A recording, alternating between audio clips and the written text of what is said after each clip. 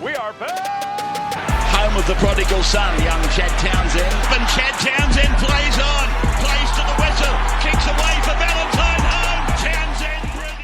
Welcome back to another episode of the Chad Townsend Show. Well, it's Masters Monday today. The boys are up early. We've got the Masters going, and what a week of rugby league it was. And I'll bring him in, like I always do. Victor, mate, how was your weekend? Mate, it was a cracker weekend this weekend. Got the first dub in our soccer game. Shout out to the boys. Yeah, the boys. Got to watch the Masters, so it was an absolute cracker. Yeah, How the about boys. yourself? Yeah, good weekend actually. Very good weekend. Actually, for people who may not know, Victor actually a gun soccer player, gun golfer, gun soccer player. So yeah, very talented sportsman. So, mate, just a quick shout out for you there. Might pick up footy next, hey? Yeah, maybe not built for footy, but not a big footy guy. Just Under nines. That was my calling. Cronulla Caringbah, shout out. Yeah, I don't mind that. All right, on today's show, we're looking at what's trending in the NRL, all the biggest topics, news. We're going over that today in the NRL from the weekend. We're looking at the biggest moments from this past weekend. We've got our big footy guy of the week where we nominate 3 players and their performances from the weekend. You can head over to our Instagram at Chad Townsend Show. All you need to do is vote. Drop a comment on who you think is the big footy guy of the week. Must be following the Instagram page, and you go in the chance in the draw to win a $50 playersgolfclub.com.au voucher. So that's a bit of fun. We look at Halfback House, where we just look at two players or two halfbacks from the competition from the weekend and some of their plays, and we break down some of their performances so far this weekend. But Victor, let's get into the first topic of today. What's trending in the NRL? A lot happened on the weekend. What do we got? What are we starting with? First little big beef with the NRL season. We had a little Spence and Thurston beef after the Broncos game. I think Thurston went up to Lenu trying to be his mate, and Lenu wasn't having any of it. Just want to know what your thoughts were of that. Yeah, I mean, obviously it's pretty big news at the moment, and for me, I don't want to say too much on the topic, considering my position at the moment. From what I understand, what's said has been said, and it's off the back of whatever's happened over the last 12 months. The two fellas have had a disagreement on a few things. For me. Yeah, look, I back Spencer Leniu 100%. He's one of my teammates. Spencer's a guy you want on your team, and I've actually really enjoyed getting to know Spencer inside the locker room and on a bit more of a personal level. Spencer plays with intimidation and aggression on the field, and he's one of those guys you just love being out there. But I think this is just massive news because of a disagreement, I don't think it's that deep. Hey? I don't think it's that deep. Yeah, it's a disagreement. All these guys have had some words, and because it doesn't happen in the NRL that often. Yeah. Guys don't publicly sort of go at each other too much. Over in American sports, this stuff happens every single weekend. Yeah. So it's quite normal for them to do that. Yeah. But over here, especially because it was on the field, there was a few cameras around, and it was very public. So there are, it's people are making a lot of fuss out of it at the moment. Everyone's talking about it and things like that. And I think what's been said is said. Look, it won't surprise me if it kind of stops now that the weekend's kind of probably die down, gone, and they might continue to have beef, but I don't know. It's just whatever's happened has happened. It's beef. It's beef. Sometimes we beef, sometimes we move on. Mate, what do we got next? Let's go. Joey Manu, rumour return back to the NRL. Michael Chamis revealed Manu is considering requesting a release from the club. Racing 92. He's set to link up with Owen Farrell. Just a matter of months. The story had broken in Feb that Manu was poised to sign a 1-year deal with Racing, but the latest update is that Australia is weighing up a release on compassionate grounds. Yeah. Well, interesting one. This topic seems to be sort of rearing its head up quite a little bit. And I think because from what I understand, Joey Manu, he signed a 1-year deal or a 6-month deal to play rugby in Japan. Yeah.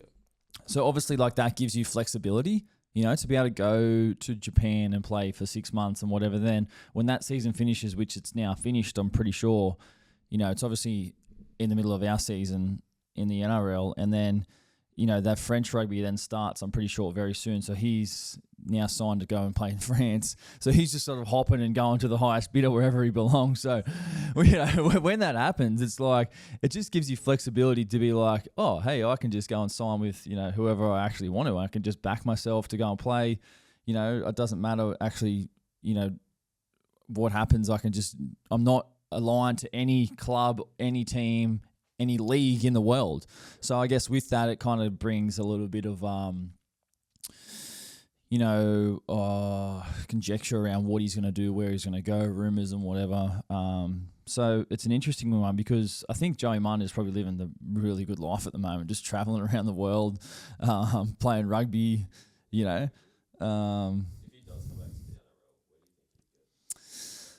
Yeah, well, I mean, if he does come back, he's probably got to come back to the Roosters, doesn't he? I mean, I don't know Joey Manu at all, but he's played his whole career at the Sydney Roosters, and I think he's just doing what he's doing over there in rugby at the moment. And I think it's probably up to him to sort of weigh up and sort of see how far he wants to take rugby with regards to, does he want to play for the All Blacks or does he just want to earn some cash? Because if it's about the cash, you kind of probably just stay in Japan and France and just, living and traveling and earning that money and going to the highest bidder, like I said, continuing to do what he's doing at the moment. If he wants to play for the All Blacks, then it's probably like, well, mate, I'm pretty sure you have to go and play in the Super Rugby in New Zealand to be eligible to go and do that, and then to be selected. And then the World Cup's next year. The Rugby World Cup is next year. So it's not too far away. So it's obviously a pretty genuine option for him to do that. Then obviously, if he wants to get back into rugby league, it's like, well, he's probably going to go back to the Sydney Roosters because that's what they do. The Roosters just get their guys back, and he's a Rooster, I assume. Is there another club that I think he could potentially play for? Yeah. What club that is? I think it's the Warriors. If there's another club, it's probably Warriors because he is a Kiwi from New Zealand. And the Warriors, there's been a lot of rumours around Charles Nicoll-Klokstad going to the Super League next season. And from what I understand, actually, Chance doesn't have a manager. He's negotiating his own deal. So that's an interesting one for Chance. But, yeah, from what I understand, what I see, what I read online, I obviously, don't believe everything you read online. I learned that about 20 years ago. But, yeah, I think there's a spot there too. So it'll be an interesting one to see what Manu does if he comes back to rugby, if he comes back to rugby league, if he stays in rugby, where he actually plays the game, which hemisphere he plays in. Let's keep an eye on that. Yep, keep an eye on it. There was heaps of talk around Samoa last year, and there was a potential lineup put up on, I think, Sen League. Last week, SEN. I want to show you. Yes, let's have a look at the potential. This is what happens when these teams get tossed up. Oh, man. It's crazy. Media outlets chuck up potential teams. Let's have a look. SEN. All right. I'm going to read it out to you, yeah? Okay, let's go. Fullback, Hammer. Yep. To'o, Crichton. Yep. Tungo. Yep.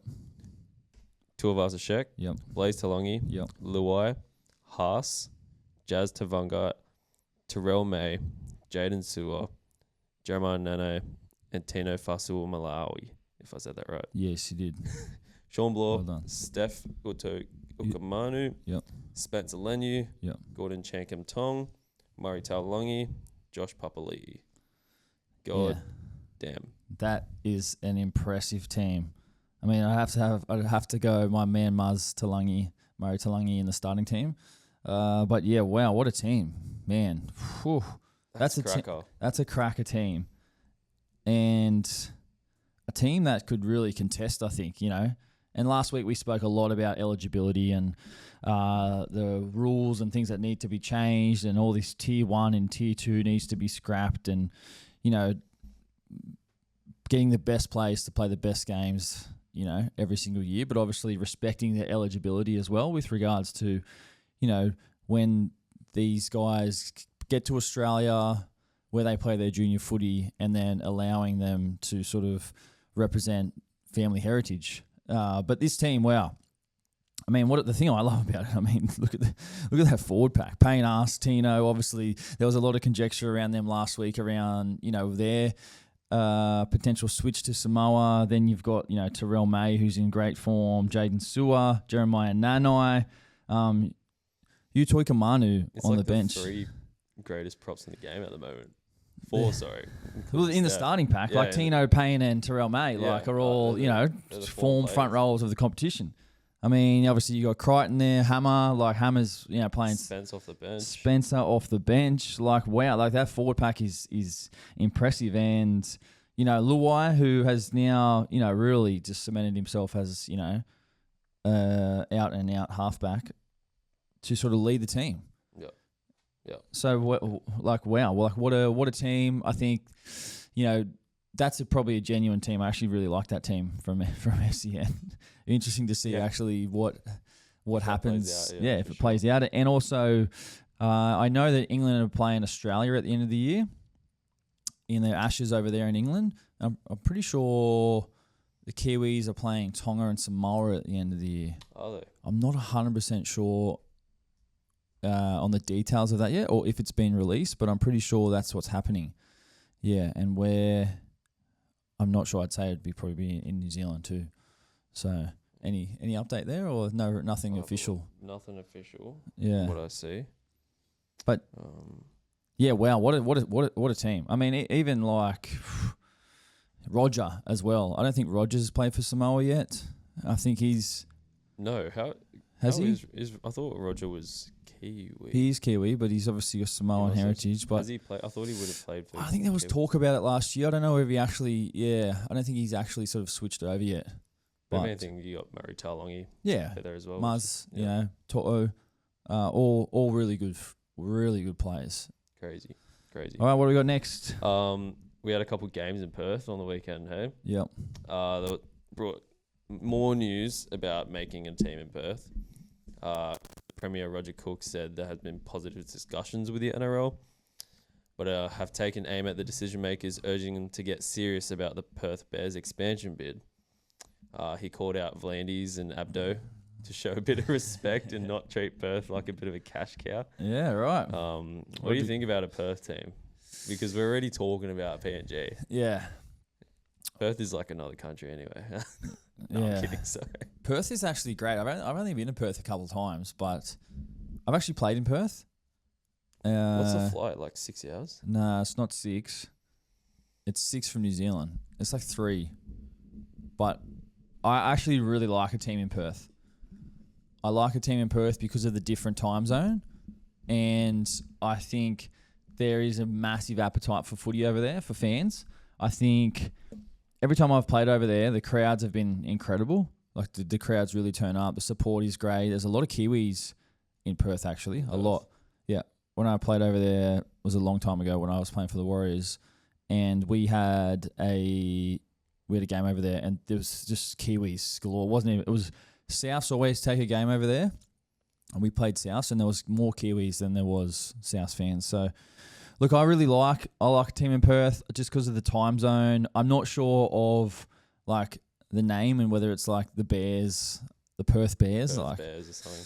I don't know about that. I don't know if they go whole new franchise name, let's just say Perth. I don't know. I don't want to say something. Something random like the Perth Ponies, right? Yeah. Perth Ponies.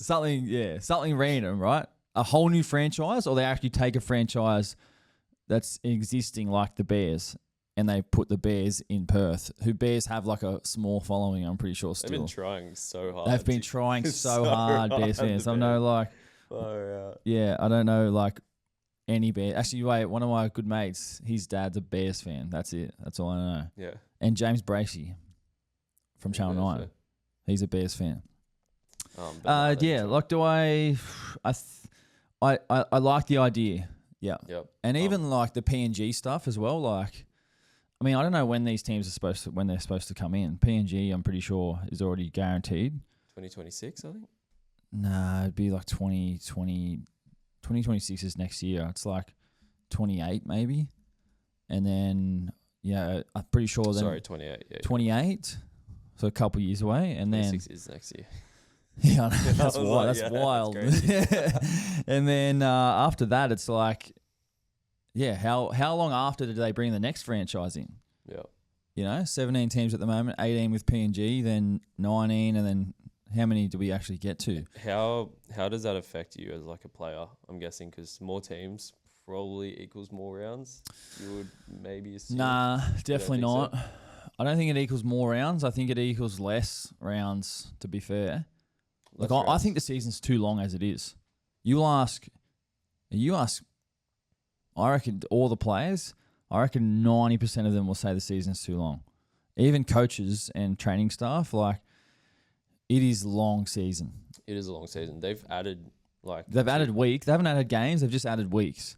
Right. Like they've added extra buys. Like the season's 27 weeks long in season, plus 4 weeks of finals, plus preseason training. Yeah.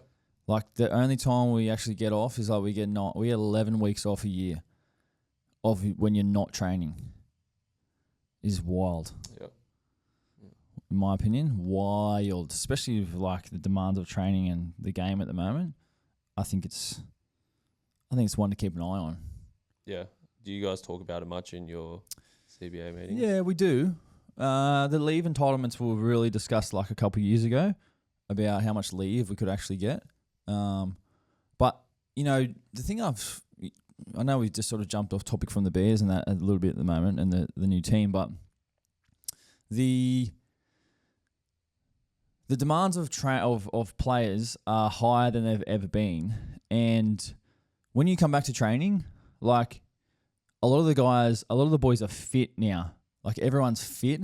Where like 10, 15 years ago when I first started, it's like if you came back, it was like there was guys who weren't really fit, and they didn't really put the time in to sort of train and, be in a position where now it's like you need to be fit day one, starting to hit the ground running, to train, to be able to do everything. Yep. And nearly everyone, 99% of guys are fit and ready to go. So that means they've been training for like the last month in their time off, like getting themselves ready.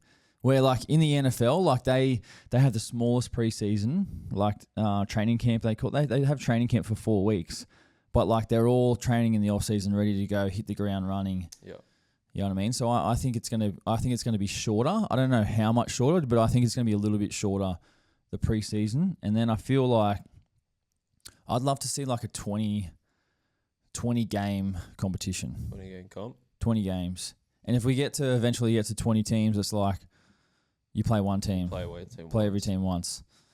I don't know. That's obviously a long time away because of exactly how many teams they need. They need by that. But I think 20 games is like 20 games plus finals is something that.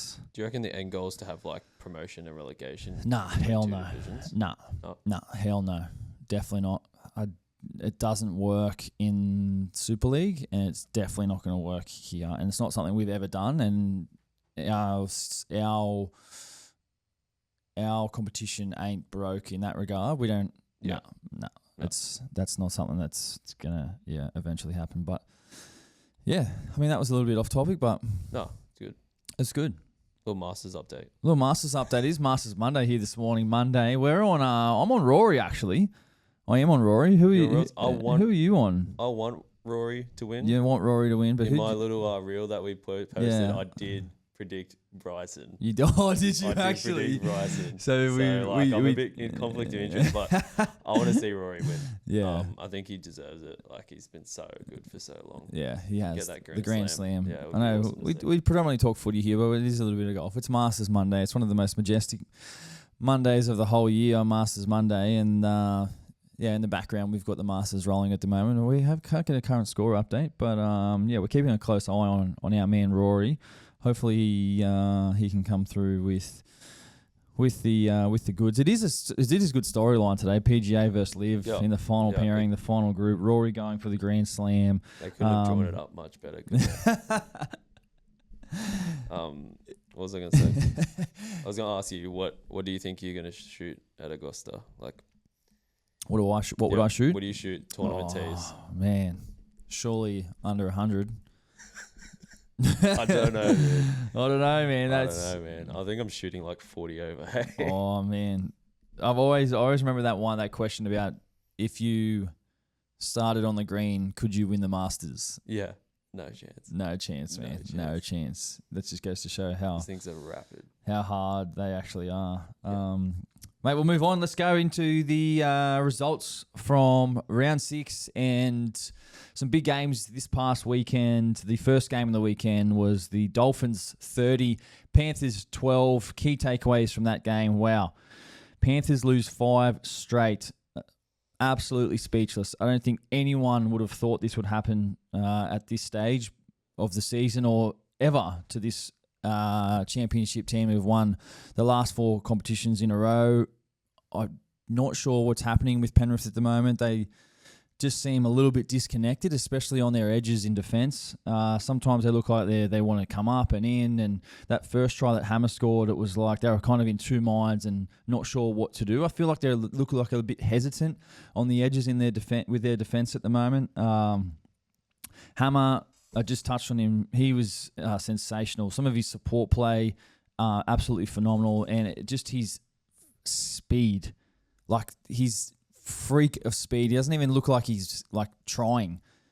And I played a season with Hammer a couple of years ago, and I saw him train, and like never really saw him grit the teeth and really just, really try and send it.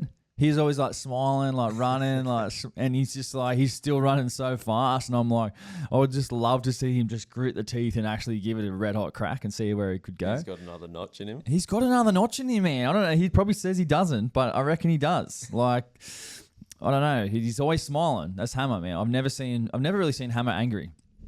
Like, he's killing it at the moment. So yeah, what a performance from him. Dolphins did it on the weekend with less ball, less possession, and less completion, which to me, I got asked a couple of weeks ago what the Dolphins need to do.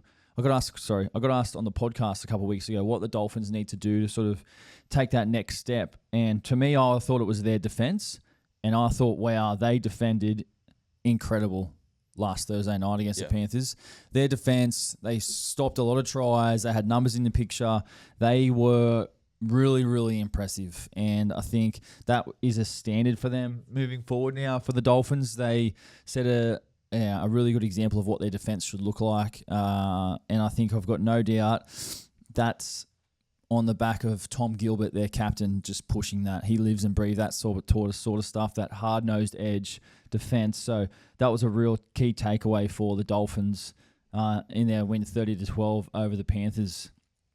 The next game from the weekend, the Dragons probably had their best win of the season. They beat the Titans 38-16.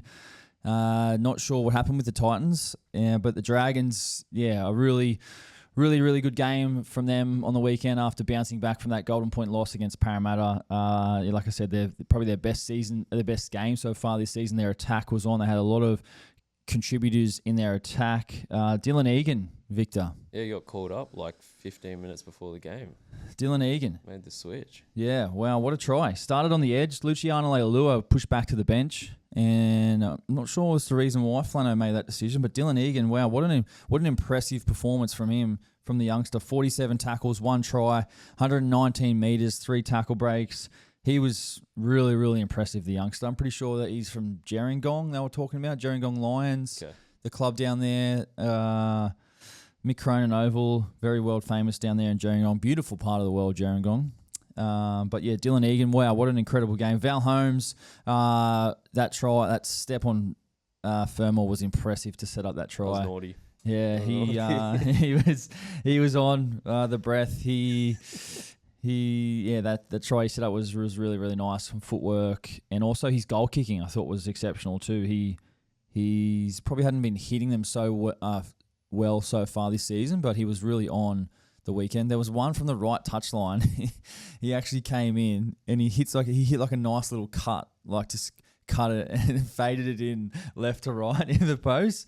And like then on the other side, like he can hit a high draw or he can hit a cut with his goal kicking, like his driver. What are you talking about? Like his driver. Terms. It is, mate. And you'd be surprised the similarities from goal kicking to actually golf. Like the way you see it, the way you hit your leg, the way you open, close your hips, your pre-shot routine. Like there's so much comparables to it. For sure. I hear a lot of goal kickers talk about it actually, but yeah, Val, he was on on the weekend. And then the money man, Tuipulotu. He was back, baby. 2 tries from Tuipulotu, and the celebrations, wow. The celebrations are back too. I'm not sure actually what happened there. If, because I guess a couple of weeks ago, like the reports came out that he was banned from the celebrations. We saw him toned down there for a couple of weeks. I don't know if Flano said, mate, no more, whatever. But did he come back and just do it after Flano said no? I think he's banned from doing it when they're 18 points Or down. he's banned from doing it when they were, 18 points down. I mean, I need to ask Flano. I need to ask Shane Flano, what's doing there, mate? Did you ban him, or is he sweet to do it when you guys are in front? I'm happy with him doing it while they're in front. I'm happy with him doing it anytime. Oh. If he's 18 down or he's 18 up, I don't actually care. As a fan of the game, I'm watching. I'm like, and then I see, and then the thing I love the most is you look over to the crowd and like there's kids in the stadium doing it. Oh, I love that. That's what it's all about. And then at my son's footy on the weekend, there's kids scoring, and they weren't doing that celebration, but they were doing other celebrations. And I'm like, man, that's what it's about. Yep. Footy's about having fun. So, man, like, I think we need to see more of it. Tuipulotu, like, he puts himself out there from doing that stuff, and everything I hear about him from the Dragons is like he's their big energy guy. They love him down there. He's the guy who just brings it every single day, and you love to have those guys around. And the celebration from the bench, I loved it. He's sitting on the bench. Tuipulotu went off with his hamstring. I think he's going to be out for a couple of weeks now after having to go and get scans. But he's on the bench. Just someone else scored, and he's just celebrating. I think they'll cut to him every time they score now. Next week, he's in the box with Flano sitting behind him. They score, and he's up in the box doing this. I love that. Yeah. Stuff. It's great stuff, Tuipulotu. Yeah, awesome. Well done. Well done to him. Well done to the Dragons. But like I said, Tuipulotu out for a couple of weeks now with hamstring. I'm pretty sure it was that one he had the compression on. So from the Titans, not so great weekend for them. They were a little bit off on the weekend. I don't know what happened there. But a real highlight for them, I thought, after copying a lot of flack last week, was David Fifita. I know that obviously we spoke about him on the podcast last week, and obviously the commentators were very into him for last week's game with the amount of touches he had on the ball. This week, you could just see he was very motivated to get his hands on the ball. Yeah. And he ran for 203 metres on the edge, had a great game after last week. And I think that's kind of standard for David Fifita to go get that ball and carry that many times and get his team on the front foot. And I know they did lose the game, but Fifita, if he can carry like that, that's going to give them a really good chance at winning the game. So keep an eye out for Fifita moving forward for the Titans. The next game was the Roosters 26, Broncos 16. Wow, what a performance from our boys on the weekend. First and foremost, obviously, I do have to address it since I do the podcast. Obviously, I got dropped for last week's game. Obviously disappointing for me to not be out there on the weekend, and that's just a part of the game. Obviously, I was disappointed, had a really good chat with the coach and spoke about a few things, and that's kind of what happens when this type of situation occurs. But for me, it was just about getting on with the things I can control, supporting the boys and being there, and you got to move on as a professional and just focus on the things that I can control. That's all I've done over the course of my career. So, but wow, what a game! Billy Smith, absolutely on fire. The tries, his 2 tries. Wow, he was like really physical as well, which is what I really liked. And to me, I just thought we looked fitter than the Broncos. I thought we looked more into it than the Broncos. And the thing I absolutely loved the most was like, at the 20-minute mark, we were in front again, and we'd been in front the last 4 weeks in a row, but we hadn't been able to win those last 20 minutes. The other teams had mowed us down. And from that 20-minute mark, the commentators actually made a comment. They were like, the Roosters are in front again at the 20-minute with 20 minutes to go in the game. We're in front, and I was like, well, here we go. Like, this is our chance. This is our chance. The championship rounds. Here we go. So from that 60-minute mark, I thought it was our best 20. That last 20 I thought was one of our best 20s of the game. So really, really great to see us kick on and then, kick to corners, and our line speed as well with our aggression in defence I thought was excellent. Hugo, I thought he had a great game, kicked the ball really well. I'm really happy for Hugo, really, really happy for him. Kicked the ball really well. He's a great kid, and he'll do great things over the course of his career. Teddy, 224 metres. He's always on. Nat Butcher starting in the front row. I thought he was real. He was a real difference maker on the weekend for us. 178 metres wearing the 8.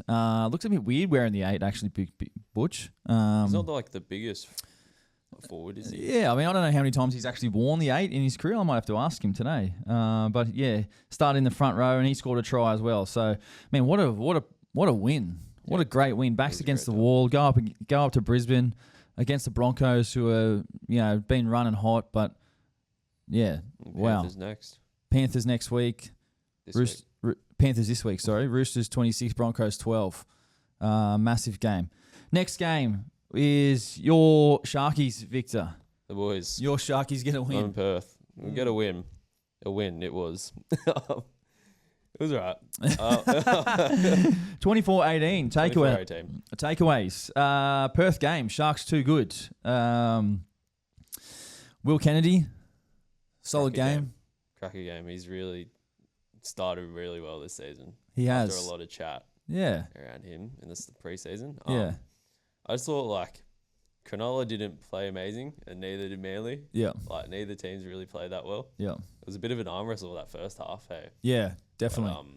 But, Cronulla got the win, but I still think we're not as convinced as I would like to be. But, I mean, take the dub. Yeah, the second half was probably a little bit scrappy. The game, yeah, it was a bit scrappy. Yeah, I don't know. The Manly kind of built for a comeback, and then it kind of didn't really eventuate. Take away from this game, Ola Kawatu looked like he was carrying that shoulder for a long time during that game. That looked like it was definitely affecting him. But the game was played on Optus Stadium, which is like an oval stadium built for cricket and AFL. I'm not sure about it for NRL. Yeah, and I get asked a lot of times, how does that affect the players? The fans obviously sit a little bit away from, the sidelines, and does it affect you as a player? It 100% does. Affect it affects probably kickers more because when the grandstands are closer to the stadium, you definitely get a gauge for the sideline. Where in the oval stadiums, obviously, there's a lot of grass between, so you can kind of. I remember a couple of years ago when I played in Darwin, you can actually misjudge where the sidelines are a little bit because there's so much space there.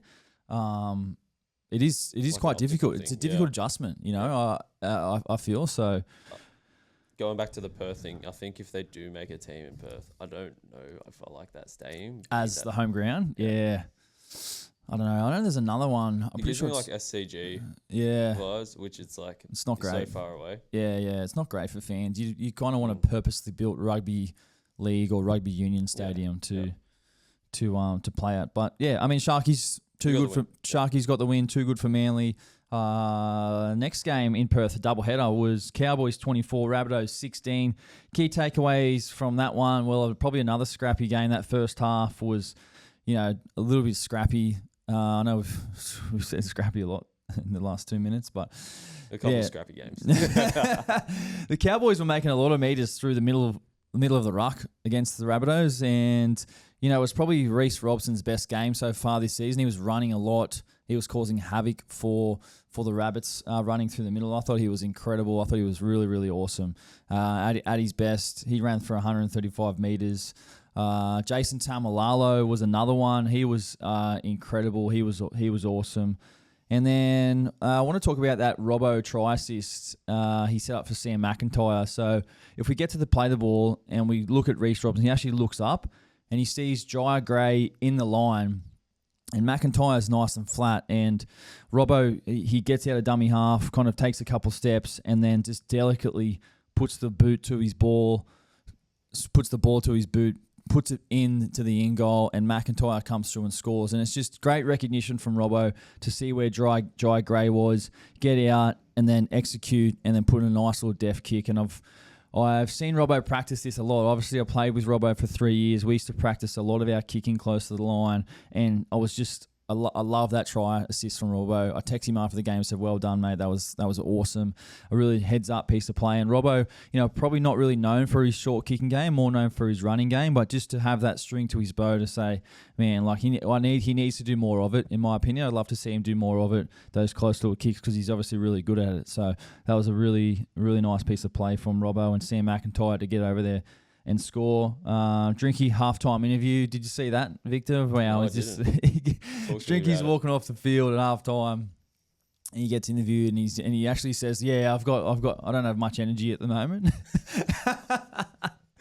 and then I text him after the game. I said, "What's he doing there?" He's like, "Yeah, I just had no energy. I've been away. Like they went away. They've been away. They played Penrith in Sydney." And then they stayed in Sydney, and then they went straight to Perth. So the boys have been away for 10 days from their families, and he's just like, yeah, I don't know what it was. I just didn't have much energy. So he just tells it how it is, Drinky. Like he's a realist. Like that's what I love about him. He's just. And it was pretty hot and humid. Yeah, it looked pretty hot, as well, and obviously like the time difference as well over there. Like it would have been early afternoon when they were actually playing. But yeah, I love that. Just to go out and say exactly how he feels. He just says it how it is. He doesn't actually talk BS. And he comes out with the dub. Yeah. We touched on Tamalalo, 205 metres. Robbo, 135 metres. Great games from them. Oh, excuse me. Yeah. Another great game from Jackson Purdue as well. Jackson Purdue. We should give him some flowers as well. Try assist, mate. He's been on.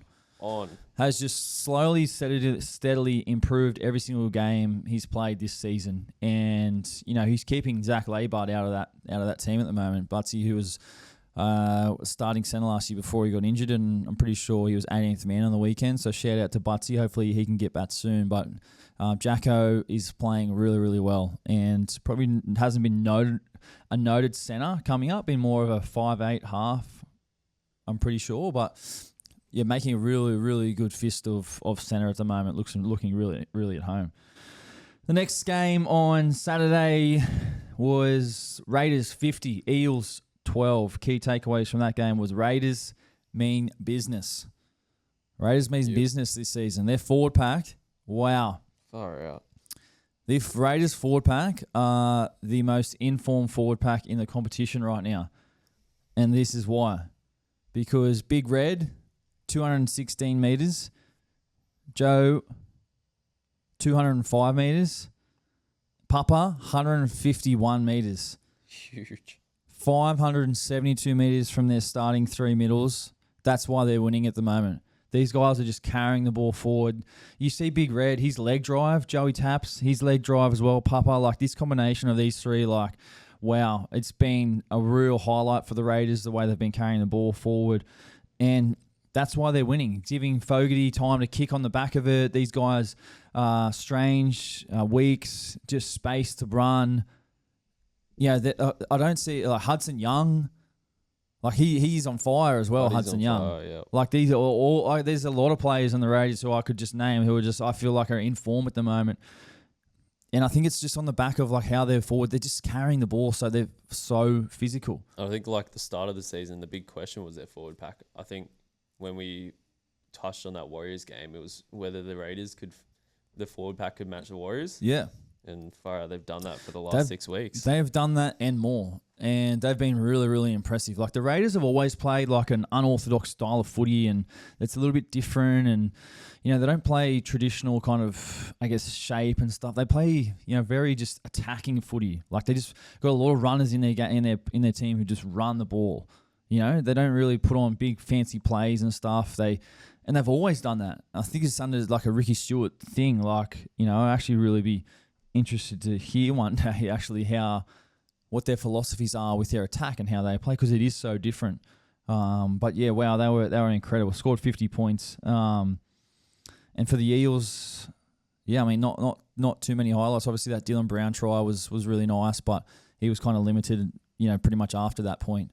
For the Eels, so disappointing for them when they take that game to Darwin. What do you think of the penalty try to Savage? Yeah, I know there was a lot of talk about this, but I think it was a penalty try. Really? I thought it was pretty soft. Yeah, I mean I get that, but like you cannot interfere with someone in any way. Like if you do that, they give the benefit of the doubt to the attacker that he's going to score. Could he put his arm out? Could he put his arm out? Yeah, to try and stop. Like it's just the smallest. Which is such a small thing. It is a small thing, but it's like the rule. You cannot do it. Like no matter how small or how big, it's like you've done it, and it's clearly seen on the video. It's like if they didn't give penalty try, then they're obviously saying like, oh, he's put his arm out. You know, you can actually clearly see there's evidence there of him doing it. So. I think it's a penalty try every day. You just can't do it. I still think Iongi was there to cover. Yeah. He was there. That's what I mean. Like we can't guarantee that he was actually going to score, but the weight goes to the benefit of the attacking team. And it always has, and it always will be. And I think it always should be. So I'm okay with it. I say no try, but you say try. You say no try? I say try. What do the fans say? Let's hear. Drop us a comment. Was it a try? Was it no try? We want to know where do you sit on the fence. So it's obviously a lot of people and are disagreeing, but not that it would have made a difference. Yeah, but I like that you back yourself and you disagree with me. It's good from you.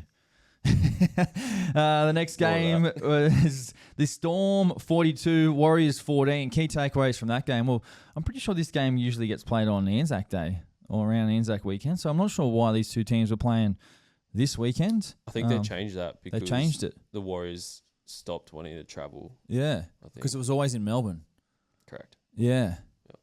That's a fair call from the Warriors. Yep, I agree. Yeah, Fisher Harris left the field with what looks like to be a pec injury 11 minutes into the game. Still waiting on confirmation with regards to scans there for Fisher Harris, but obviously really disappointing for him. And then Jerome Hughes didn't play in the second half after a shoulder injury, which occurred in the first 12 minutes as well. Hughes, disappointing for those two boys to get injured. But the game was kind of over by halftime, this one, 36-0 at halftime. The Storm have started games really, really impressive so far this season, just come out of the gates. The Warriors did fight in the second half, and they won the second half for consolation. But obviously just not good enough. And the Storm, their record against the Warriors is absolutely incredible. I think it's 19 in a row at the moment against the Warriors. And you know what? Fun fact for the podcast today. The last win from the Warriors against the Storm, I played in 2014 or 15. 14 or 15. It was at Amy Park. That was the last time. It's the last time the Wars beat the Storm. At Amy Park or at home? At Amy Park. Wow. Or at any time. Yeah, right. And your boy was there. That's how long ago it was. Chad difference. Long time ago. Chad diff. Long time ago. Wow, long time ago. Because I know they talk about it on the thing every now and then on the TV. There you go. Xavier Coates, man, what a game he had. 230 metres. Wow.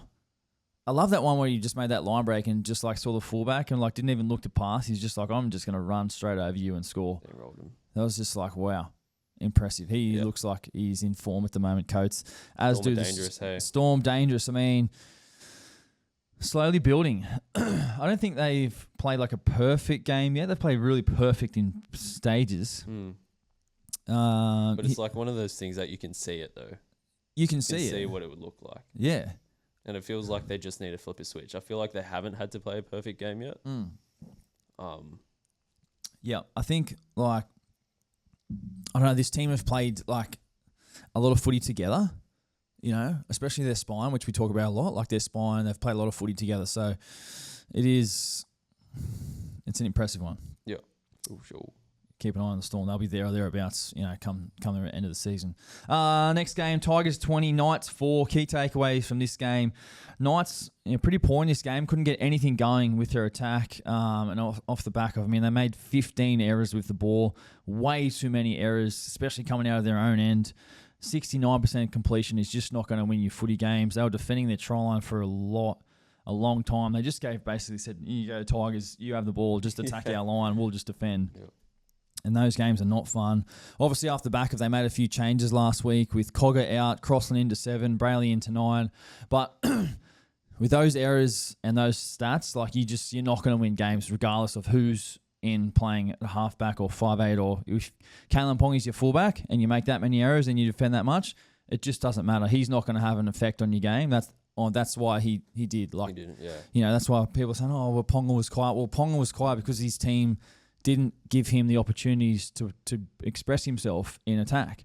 They didn't give him the opportunities to do that because they couldn't hold the ball. Their coach, Brian, seemed pretty frustrated in his post-match press conference. But Tigers, wow, really, really impressive. Really big improvers so far this season. I feel like they've been building every single week. Yep. You know, they've been in pretty much nearly every game.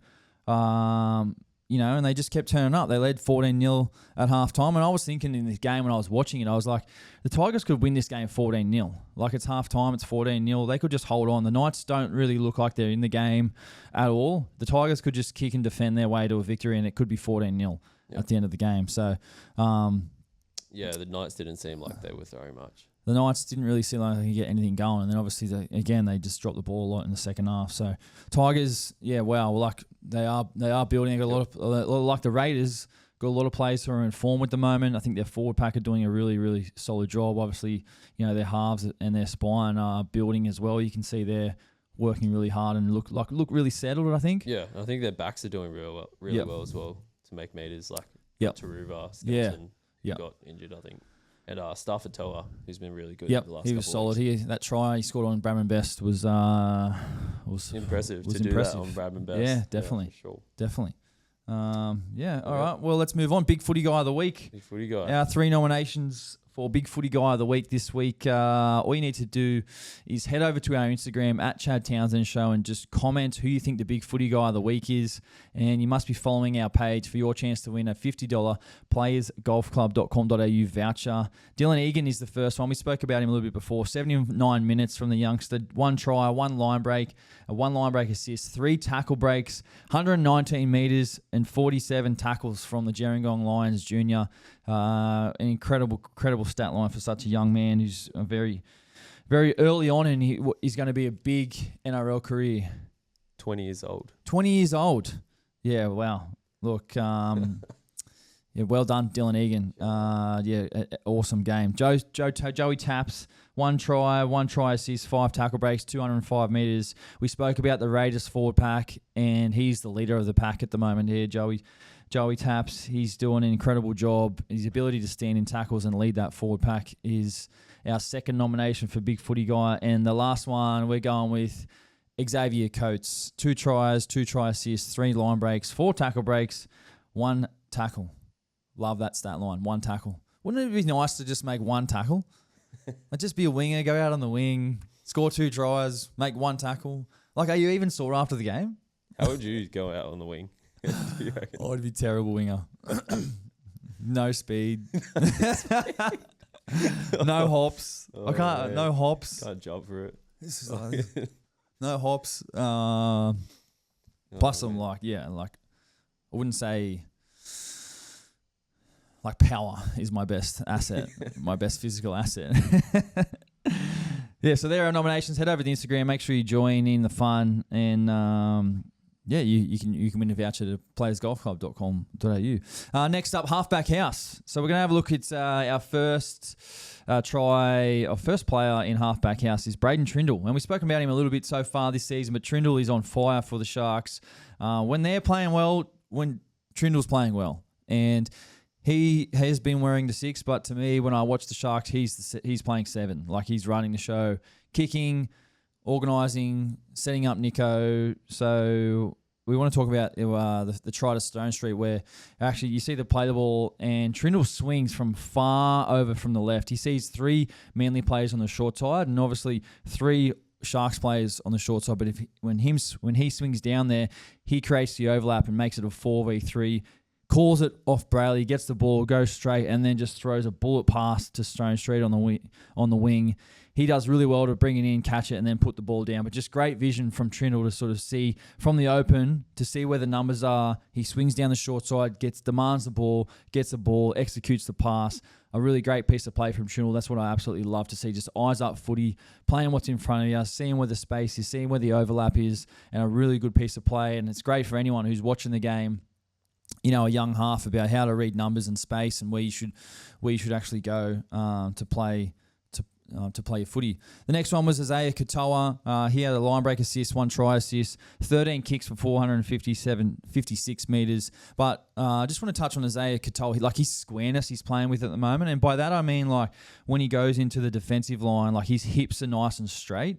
You know, he's passing, he's holding up defenders. His hips are like, you know, you'd say like north-south. They're going the same way as the field is. He's not turning his hips. He's able to hold up defenders, you know, a lot more by the way he's playing. He's passing. He's creating space for his outside men, for Nicarima, for Hammer. You know, I really love the squareness he's playing with at the moment. And then every now and then he's got like a sharp little dummy. So I feel like he's definitely improving his game and evolving his game. He's obviously, he's got it all at the moment. His squareness, his dummy, his kicking, you know, his creativity. To me, he's got all the strings in his bow at the moment to be able to keep improving as a whole 7, you know, a holistic 7. Like he's got it all at the moment. So I think, you know, for a young kid, been really impressive, and I really like the squareness that he's playing with at the moment. Victor, Yep. what do we got next? Any questions? Let's go. Pond Explorer. I think his name's popped up a couple times. Another awesome potty gents.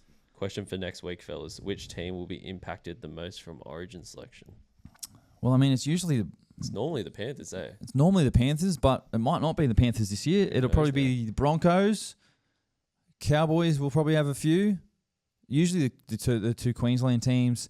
But then in Sydney, yeah, I mean, the Panthers obviously with Yo and Cleary, maybe Edwards. We assume Edwards will be there. But yeah, I think Broncos, Cowboys, and probably Panthers. Yep. Agreed. Storm as well. And Storm, yeah. Aussie Fish asks, hey, Chad and Victor, loving the podcast. What teams do you reckon will form the top 4 based on the first few rounds? And do you think Cowboys stand a chance? Oh, geez, right. The Cowboys stand a chance at top 4. I mean, yeah, it's still early on in the season. I think you'd probably have to go with the top 4 teams at the moment, like Storm, Bulldogs. Have been super impressive. Broncos. Broncos. Even the Raiders. Raiders, like, they've been the most impressive team so far. What I will say is, like, the season is, which we touched on earlier in the podcast, is very long. So, you know, what happens now doesn't necessarily mean it's going to happen at the end of the year. It's a bloody long season. Injury, form, suspension, all sorts of things can happen. So that's why we love footy. It's an ever-changing game. There's a lot of news, a lot of things that are happening, and it allows us to talk about it like this, like we are right now. Yep. So keep an eye out for that. The Real Hero 747. Hi, Chad. Especially given the fact that New South Wales coaching squad includes Craig Bellamy, would you presume Tyrone Wishart to be running for the number 14 jersey? Yeah, I think he'll be in consideration. I don't think like I would leave Connor Watson there. I don't think it's Connor's spot at the moment. I don't think Wishart's done more than Connor at the moment. I think Connor done a great job last year for the Blues. He's the incumbent. They won the series last year. You know, been playing great footy this year. Deserves his spot. So Wishart doing exceptional things, but for me, I'm going with Connor Watson. Yep. Tigers make the 8. Do Tigers make the 8? Yes. Yep. Tigers come 8th. They come 8th? Yeah. Yep. Love that. Will you ever have fans on your podcast? Will I ever have fans on my podcast? I mean, yeah. One day. Yeah, one day. One day. I think one day we'll get something going. We got a few plans, simmering away in the background for you guys with the podcast. But yeah, we've got a few plans and fans are included in that for sure. That's it. Sweet. All right. That's it. Well, a little Masters update before we go. McIlroy 13 under, DeChambeau 9 under through 9 holes. It's going to be a cracking finish. Cracking finish. And thank you to you guys for tuning in on today's show, today's podcast. Please make sure you do rate and review on the audio platforms. And if you're watching here on YouTube, please make sure you like the video, subscribe to the channel, drop us a comment, leave a question. We'll answer the best questions on next week's podcast. And we appreciate you guys for tuning in. Thanks a lot. See you next time.